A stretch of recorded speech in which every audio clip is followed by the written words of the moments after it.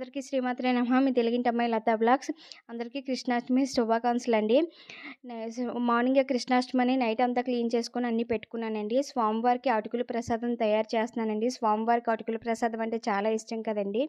చేస్తాను. ఒక కళాయి పెట్టుకొని అందులో ఆవు నెయ్యి వేసుకొని అటుకులు వేసుకొని వేపుకోవాలండి. సిమ్‌లో పెట్టుకొని వేపుకోవాలి. బ్రౌన్ కలర్ వచ్చే వరకు వేపుకోవాలండి సిమ్‌లోనే పెట్టి.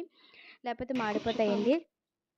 తర్వాత ఒక గిన్నె తీసుకొని అందులో జీడిపప్పులు, బాదం పప్పులు, మా కిస్మిస్లు వేసుకొని వేపుకోవాలండి.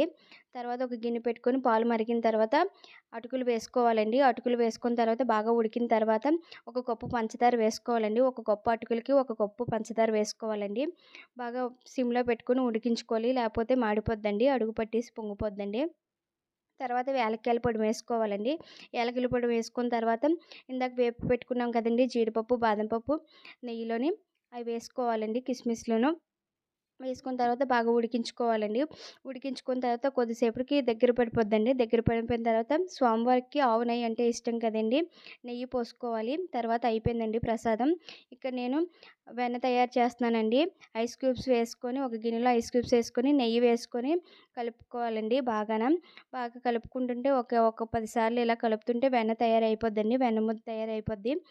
సో, బాగా చాలా చాలా చక్కగా వస్తదండి వెన్న. స్వామివారికి వెన్న అంటే చాలా ఇష్టం కదండీ!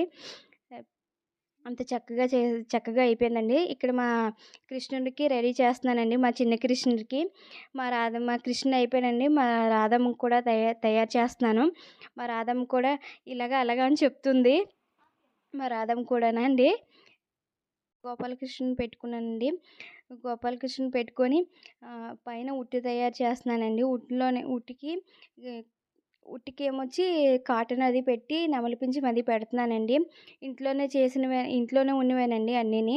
ఎక్కడ బయట కొనేవి ఏమీ కాదండి. ఇంట్లో కబోర్డ్‌లో ఉన్నవన్నీని అలాగా అలంకరించుకున్నానండి. తర్వాత ఇక్కడ కృష్ణుడి పాదాలు వేసుకుంటున్నానండి ఇంట్లోని. ఆ గోపాలకృష్ణుడు ఇంటికి రావాలని అందరినీ చల్లగా చూడమని ఇంట్లో మొత్తం వేసుకున్నానండి. మెట్ల కాడ్నుంచి హాల్‌లోకి, వంటగదిలోకి అన్నిటిలో కూడా వేసుకున్నాను. పూజ గది వరకు వేసుకున్నానండి. ఆ స్వామివారిని ఇలాగ మళ్ళీ పాదాలకేమొచ్చి కుంకుమ, పసుపు, పువ్వులు వేసుకున్నానండి. పెట్టుకున్నాను. ఆ గోపాలకృష్ణుడు ఇంట్లోకి రావాలని, ఇంట్లోనే మొత్తం తిరగాలని, ఆ స్వామివారు బాగా తిరగాలని వేసుకున్నానండి. ఇక్కడ మా పాప హారతిస్తుందండి మా రాధమ్మ తల్లి. మా రాధమ్మ ఇస్తుంది. ఇన్ ఎప్ అలంకారం అయితే నేనే చేశాను గానండి, పూజ మాత్రం రాధమ్మే చేసిందండి. ఎప్పుడూ నేనే చేసేదాన్నండి. ఈ ఇయర్ కొంచెం పెద్దదయిందని నేను చేస్తాను మమ్మీ అని అన్నది. మా రాధమ్మకే ఇచ్చానండి అవకాశం. మా రాధమ్మ చేసుకుంది ఈరోజు మాత్రం. ఆహ్, చక్కగా ఇద్దరూ రెడీ అయిపోయారండి. మా చిన్న కృష్ణుడు, మా రాధమ్మన చక్కగా ఫోటోలవి తీయించుకున్నారండి చక్కగాన. మా కృష్ణుడిని చూస్తే ఉట్టప్పుడే చాలా అల్లరి చేస్తారంటే, ఈరోజు మాత్రం ఇంకా అల్లరి చేసి నిజంగా కృష్ణుడే మా ఇంట్లో ఉన్నారేమో అనిపించిందండి. అంత చక్కగా అనిపించింది. అంత హ్యాపీగా అనిపించింది. తర్వాత లాస్ట్ మా కృష్ణుని ఒళ్ళో కూర్చోబెట్టుకొని రాధమ్మనిని దండం పెట్టుకున్నానండి. మా రాధమ్మ ఊరికే మొక్కేస్తుంది. బాగా చదువుకోవాలి, అంత బాగుండాలని. మా కృష్ణుడు మాత్రం ఇదయ్యాడండి. నా వీడియో నచ్చినట్టయితే లైక్ చేయండి, షేర్ చేయండి, కామెంట్